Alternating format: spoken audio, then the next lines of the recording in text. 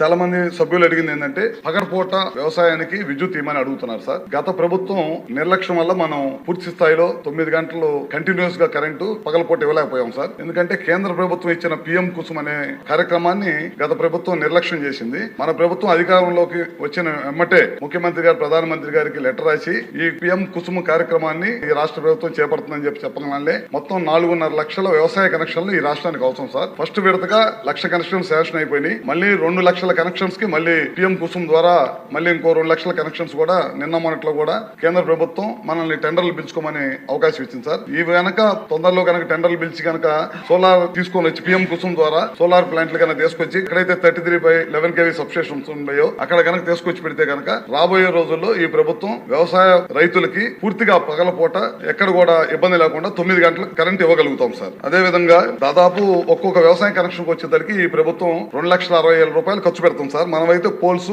Transformer మరియు transmission lines, poles అయితే 3, transmission lines అయితే 180 మీటర్లు, ఇవన్నీ కూడా మనం ఇస్తాం సార్. దాదాపు ఈ ప్రభుత్వం వ్యవసాయ కనెక్షన్స్ కానీ విద్యుత్ కింద 12,400 కోట్ల రూపాయలు పైన ఖర్చు పెడుతుంది సార్. ఇందాక మన బలరాం కృష్ణ గారు అడుగుతూ 350 కనెక్షన్స్ ఉన్నాయని చెప్పారు. అవి కూడా తొందరలోనే పూర్తి చేస్తామని చెప్పి మీ ద్వారా సభ్యులకు తెలియజేస్తా ఉన్నాం సార్. అదే విధంగా 3 సబ్స్టేషన్స్ ఎప్పటి నుంచో పెండింగ్ ఉన్నాయి అంటున్నారు. వాటిని కూడా లోడ్ ఉంటే కనుక ఆ ప్రాంతంలో లోడ్ ఉండి అవసరం, సబ్స్టేషన్ అవసరం అనుకుంటే కనుక ఖచ్చితంగా ఇమీడియట్ గా దాన్ని కూడా చేస్తాం. ఈ ప్రభుత్వం అధికారంలోకి వచ్చిన తర్వాత 3 డిస్కమ్స్ పరిధిలో దాదాపు ఇప్పటికే 70 సబ్స్టేషన్స్ ని టెండర్లు పిలిచే ప్రక్రియలో కొనసాగుతుంది. తొందరలోనే టెండర్లు పిలిచి ఎక్కడైతే లోడ్ ఉందో వాటిని అధిగమించడం కోసం మనం ఈ కార్యక్రమం కూడా చేపడతా ఉన్నాం సార్.